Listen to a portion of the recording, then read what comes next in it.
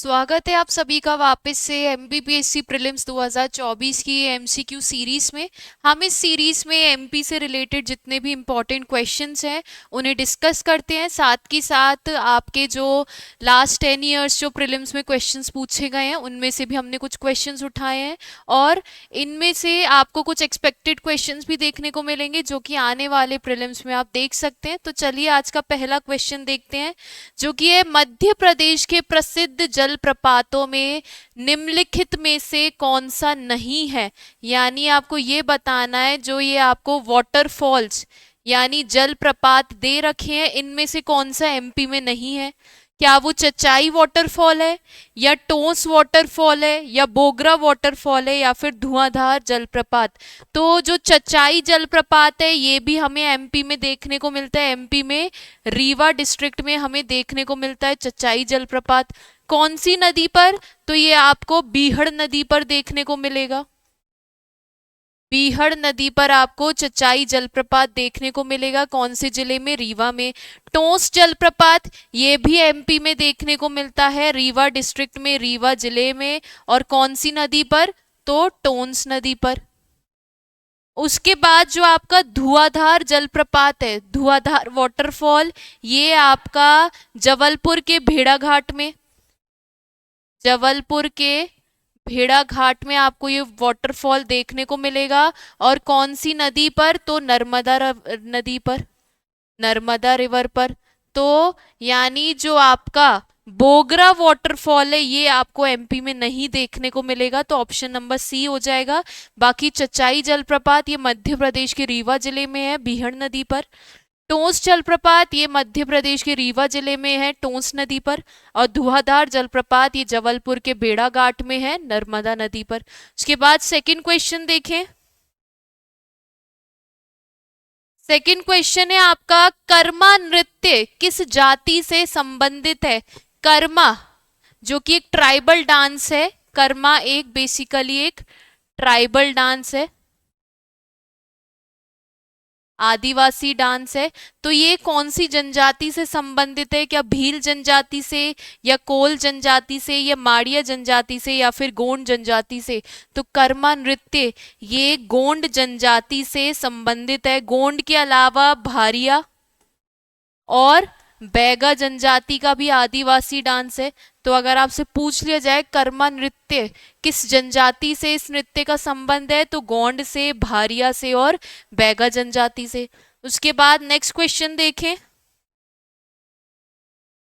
Next question है आपका मध्य प्रदेश के निम्नलिखित में से किस जिले में ब्रज भाषा नहीं बोली जाती है। यानी आपको ये बताना है कि मध्य प्रदेश के किस जिले में, किस डिस्ट्रिक्ट में जो ब्रज भाषा है वो नहीं बोली जाती।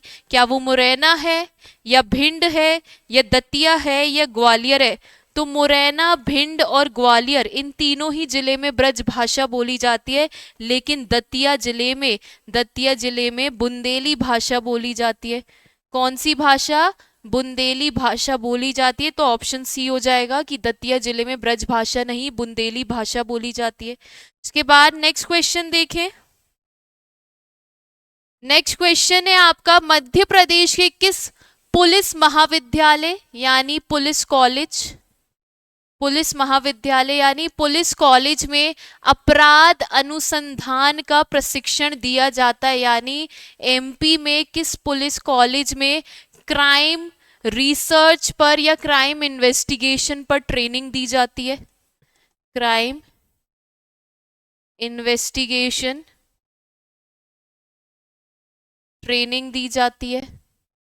तो आपको ये बताना है कि एमपी का वो कौन सा पुलिस कॉलेज है, वो कौन सा पुलिस महाविद्यालय जहां पर अपराध अनुसंधान का प्रशिक्षण दिया जाता है, यानी क्राइम इन्वेस्टिगेशन में ट्रेनिंग दी जाती है। क्या वो इंदौर है या वो सागर है या जबलपुर है या रीवा है? तो ये आपको क्राइम इन्वेस्टिगेशन ट्रेनिंग ये बेसिकली आपको सागर के पुलिस कॉलेज में देखने को मिलेगी।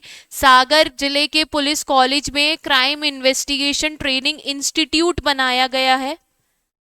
क्राइम इन्वेस्टिगेशन ट्रेनिंग इंस्टीट्यूट यानी अपराध अनुसंधान का प्रशिक्षण संस्थान बनाई गई है, जहां पर अपराध अनुसंधान से संबंधित वहां पर पुलिस को जो है ट्रेनिंग दी जाती है, प्रशिक्षण दिया जाता है। तो कौन कौन से जिले में है? सागर में। उसके बाद देखें, के बाद नेक्स्ट क्वेश्चन है, मध्य प्रदेश के निम्नलिखित जिलों में से किसमें बुंदेली भाषा प्रयोग नहीं की जाती?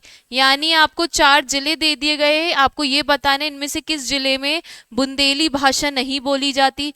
क्या वो रीवा है, या शिवपुरी है, या दतिया है, या गुना है? तो शिवपुरी, दतिया और गुना, इन तीनों ही जिले में बुंदेली भाषा बोली जाती है। शिवपुरी, दतिया, गुना, इन तीनों ही जिले में बुंदेली भाषा बोली जाती है, लेकिन रीवा जिले में, रीवा डिस्ट्रिक्ट में भगेली भाषा बोली जाती है। रीवा जिले में, रीवा डिस्ट्रिक्ट में भगेली भाषा बोली जाती है। और कौन कौन से जिले में भगेली भाषा बोली जाती है? तो सतना, शहडोल और उमरिया में भी। कहाँ कहाँ पे? सतना, शहडोल और उमरिया, यानी रीवा, सतना, शहडोल, उमरिया, इन 4 जिलों में भगेली भाषा बोली जाती है। उसके अलावा शिवपुरी, दतिया और गुना में, इन जिलों में बुंदेली भाषा बोली जाती है। उसके बाद नेक्स्ट क्वेश्चन देखें, मध्य प्रदेश के भोपाल नगर में स्थित रविंद्र भवन क्या है? यानी भोपाल में रविंद्र भवन है, तो क्या वो एक विशाल संग्रहालय है, यानी एक बहुत बड़ा म्यूजियम है? क्या वो विशाल सभागृह है, यानी बहुत बड़ा असेंबली हॉल है? क्या वो विशाल भवन है, एक बहुत बड़ी बिल्डिंग है, या फिर इनमें से कोई नहीं? तो भोपाल जिले में जो रविंद्र भवन है वो बेसिकली एक विशाल सभागृह है, एक बहुत बड़ा असेंबली हॉल है ना, विशाल सभागृह है। इस सभागृह में बेसिकली 2 रंगमंच है। इस सभागृह में 2 रंगमंच है, यानी 2 थिएटर आपको देखने को मिलेंगे, जिसमें से एक आपका इंडोर थिएटर है, एक इंडोर थिएटर है और एक आउटडोर थिएटर है। एक आपका इंडोर रंगमंच है और एक आउटडोर रंगमंच है। जो आपका इंडोर थिएटर है उसमें 758 सीट्स है, यानी 758 लोगों की बैठने की कैपेसिटी है। और जो आउटडोर थिएटर है वहां पर 50,000 तक के दर्शक वहां पर बैठ सकते हैं। समझ आ रहा है? तो एक बहुत बड़ा ये आपको सभागृह देखने को मिलेगा भोपाल के रविंद्र भवन में, जहां पर 2 रंगमंच है, एक आपका इंडोर थिएटर है, दूसरा आउटडोर थिएटर है। इंडोर थिएटर में 758 सीट्स की कैपेसिटी है और आउटडोर थिएटर में 5,000 से भी ज्यादा दर्शक जो है बैठ सकते हैं। उसके बाद देखें, इसके बाद नेक्स्ट क्वेश्चन है, मध्य प्रदेश में ऐशबाग स्टेडियम कहां पर है? यानी आपसे ये पूछा जा रहा है कि एमपी में ऐशबाग स्टेडियम कहाँ स्थित है? क्या वो इंदौर में है, या भोपाल में है, या जबलपुर में है, या सतना में है? तो ऐशबाग स्टेडियम एमपी में आपको कहाँ देखने को मिलेगा? भोपाल डिस्ट्रिक्ट में, भोपाल जिले में। और इस स्टेडियम में एस्ट्रो टर्फ की फैसिलिटी भी है। इस स्टेडियम में एस्ट्रो टर्फ की फैसिलिटी, सुविधा भी हमें देखने को मिलेगी। उसके बाद देखें, उसके बाद नेक्स्ट क्वेश्चन है आपका, मध्य प्रदेश के किस स्थान पर जोगेश्वरी देवी का मेला आयोजित होता है? तो मध्य प्रदेश में किस प्लेस पर जोगेश्वरी देवी का मेला लगाया जाता है? क्या चंदेरी में, या मांडेर में, या पोरसा में, या फिर घोघरा में? तो जोगेश्वरी देवी का मेला कहाँ आयोजित किया जाता है? चंदेरी। और चंदेरी किस जिले में आता है? अशोकनगर में।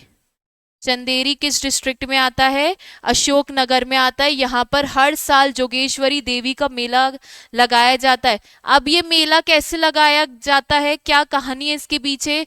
तो चंदेरी के जो राजा थे, चंदेरी के जो राजा थे, जो शासक थे, उन्हें कोढ़ की बीमारी हो गई थी, तो वो जोगेश्वरी देवी को बहुत मानते थे, तो वो उनके स्थान पर गए चंदेरी में ही। तो जैसे ही वो उस स्थान पर पहुंचे, जोगेश्वरी देवी की कृपा पड़ी और जो उनकी कोढ़ की जो बीमारी थी वो उससे पूरी तरीके से मुक्त हो गए। तो तब से ही वहां पर चंदेरी में जोगेश्वरी देवी का मेला लगना चालू हो गया। उसके बाद देखें, इसके बाद नेक्स्ट क्वेश्चन है, आदिम जनजाति कोरकू यानी जो आपकी आदिम जनजाति है, ट्राइब है कोरकू, मध्य प्रदेश के किस भाग में मुख्यतः पाई जाती है? या आपको एमपी में कहाँ देखने को मिलेगी मुख्य रूप से? क्या एमपी के दक्षिण में यानी साउथ में, या एमपी के नॉर्थ ईस्ट यानी उत्तर पूर्व में आपको देखने को मिलेगी, या एमपी के ईस्ट में पूर्व में, या फिर एमपी के उत्तर पश्चिम यानी नॉर्थ वेस्ट में देखने को मिलेगी? तो मध्य प्रदेश में कोरकू जनजाति मुख्य रूप से मेनली आपको कहाँ देखने को मिलेगी? मध्य प्रदेश के दक्षिणी भाग में यानी सदर्न पार्ट में। अब किन किन जिलों में देखने को मिलेगी तो वो देख लीजिए। बैतूल, बैतूल में, उसके अलावा होशंगाबाद, होशंगाबाद, जबलपुर, जबलपुर, देवास में भी देखने को मिलेगी, देवास, खंडवा, है ना। ये कुछ जिले हैं जहाँ पे मेनली आपको कोरकू जनजाति देखने को मिलेगी। कहाँ कहाँ? बैतूल, होशंगाबाद और जबलपुर, देवास, खंडवा। उसके अलावा ये आपको छिंदवाड़ा और हरदा में भी देखने को मिलेगी,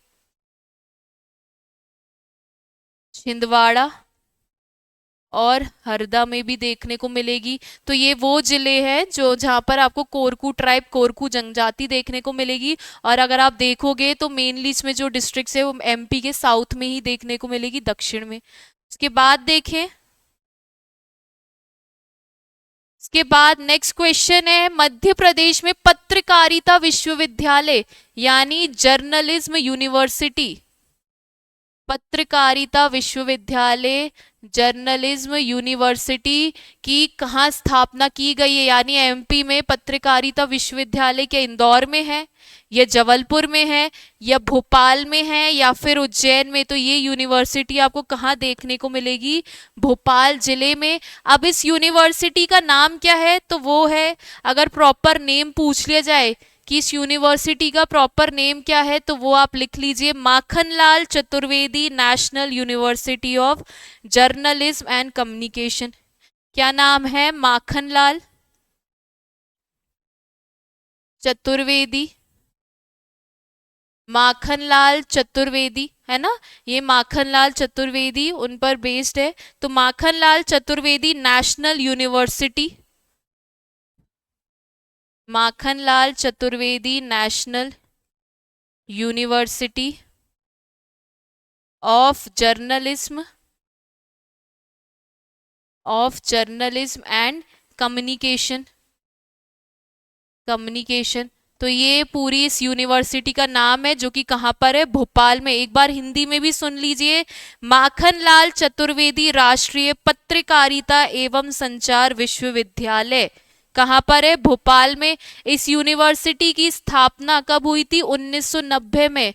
इस यूनिवर्सिटी को स्टैब्लिश कब किया गया था? 1990 में। तो अगर आपसे पूछ ले जाए एमपी में पत्रकारिता विश्वविद्यालय जर्नलिज्म यूनिवर्सिटी कहाँ है, तो भोपाल में, जिसका नाम है Makhanlal Chaturvedi national university of journalism and communication, जिसको कब स्टैब्लिश किया गया? 1990 में। उसके बाद देखें, उसके बाद नेक्स्ट क्वेश्चन है, मध्य प्रदेश में दो विश्वविद्यालय स्थापित हुए, जिनमें से एक भोपाल में है और दूसरा किस जिले में? यानी एमपी में एक ही साल में दो यूनिवर्सिटी, दो विश्वविद्यालय की स्थापना की गई, जिसमें से एक तो भोपाल में है, लेकिन दूसरा कहाँ पर है? तो इसके लिए आपको उन दोनों यूनिवर्सिटी के नाम पता होना चाहिए। सबसे पहली जो भोपाल वाली आपको यूनिवर्सिटी बताई जा रही है वो है आपकी राजा भोज ओपन यूनिवर्सिटी, राजा भोज ओपन यूनिवर्सिटी। ये कब स्टैब्लिश हुई थी? 1991 में। इसकी स्थापना कब हुई थी? 1991 में। अब दूसरी एक और यूनिवर्सिटी है जिसकी स्थापना 1991 में ही हुई थी। क्या वो खंडवा में है, या राजगढ़ में है, या इंदौर में है, या सतना में है? तो वो दूसरी यूनिवर्सिटी कहाँ पर है? वो सतना डिस्ट्रिक्ट में है, सतना जिले में है। और उस यूनिवर्सिटी का नाम क्या है? महात्मा गांधी चित्रकूट ग्रामोदय यूनिवर्सिटी। सतना में जो यूनिवर्सिटी उसका नाम क्या है? महात्मा गांधी, महात्मा गांधी चित्रकूट, महात्मा गांधी चित्रकूट ग्रामोदय विश्वविद्यालय।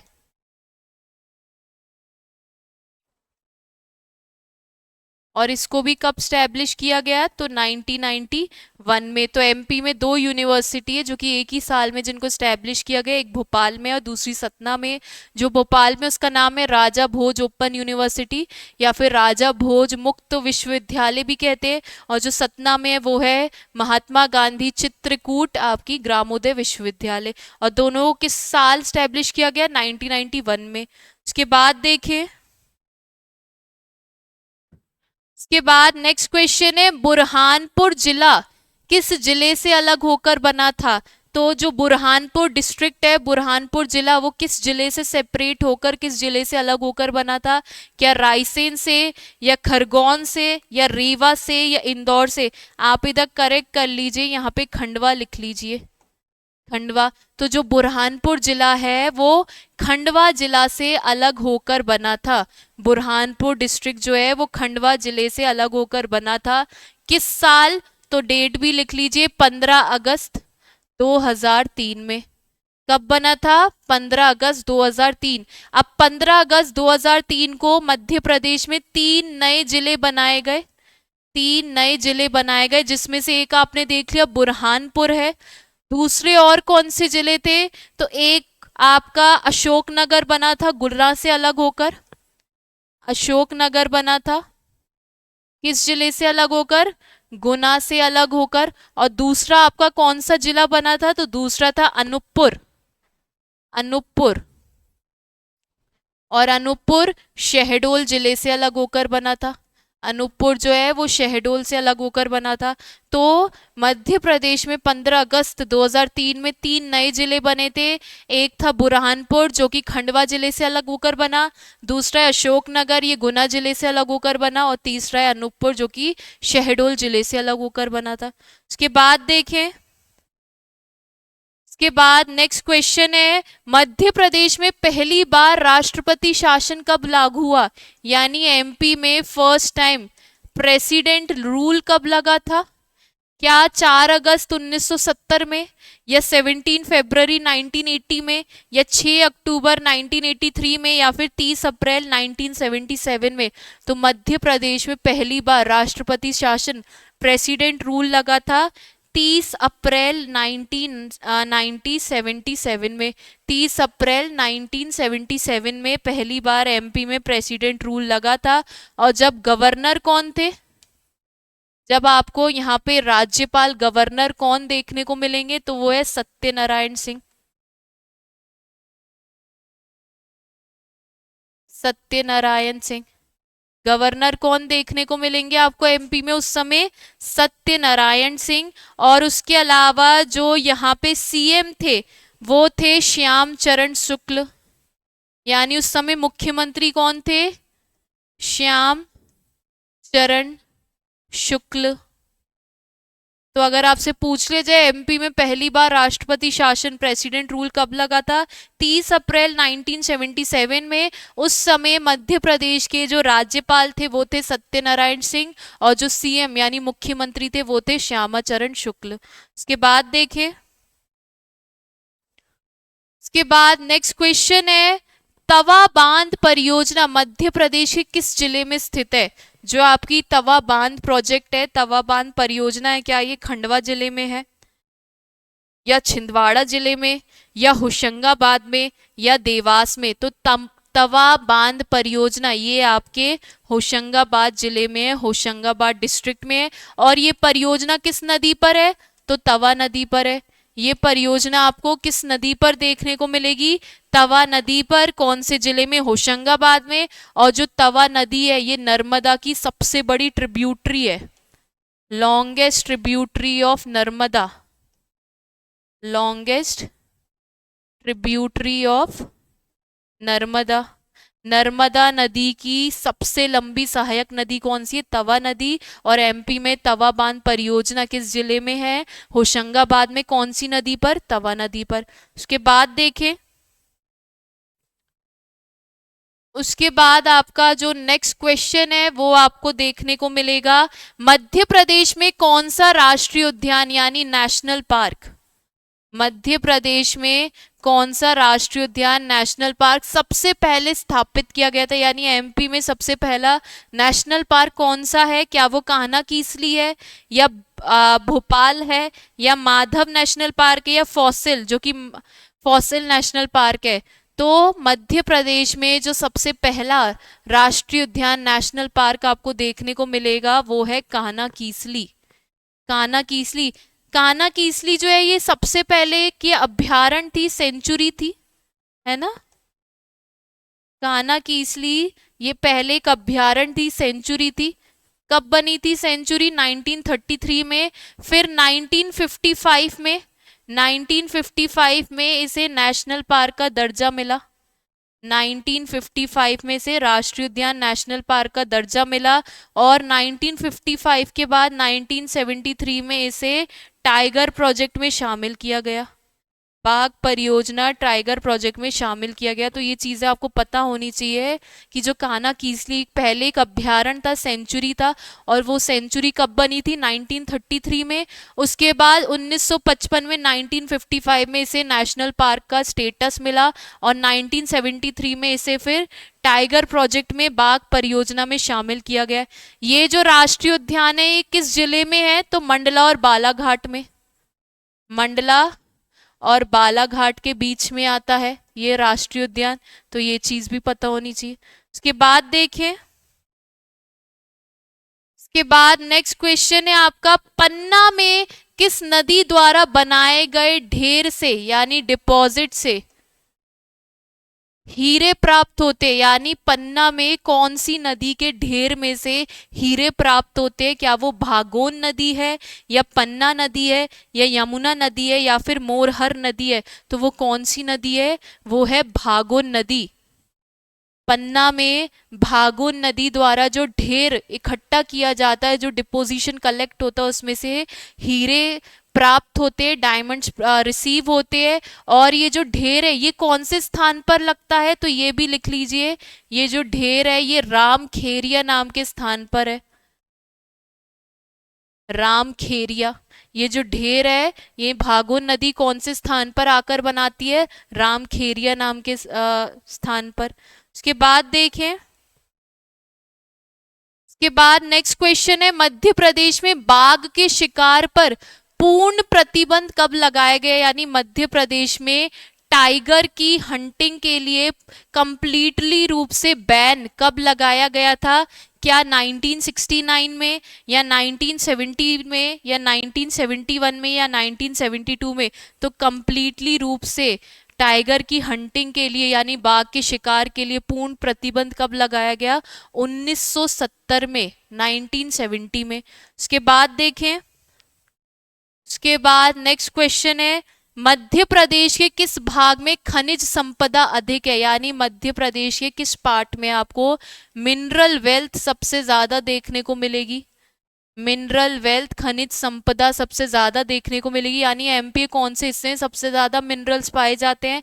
क्या एमपी के मध्य भाग यानी सेंट्रल पार्ट में, या एमपी के पूर्वी दक्षिणी भाग यानी ईस्टर्न सदर्न पार्ट में, या एमपी के उत्तरी भाग यानी नदर्न पार्ट में, या एमपी के पश्चिमी भाग यानी वेस्टर्न पार्ट में?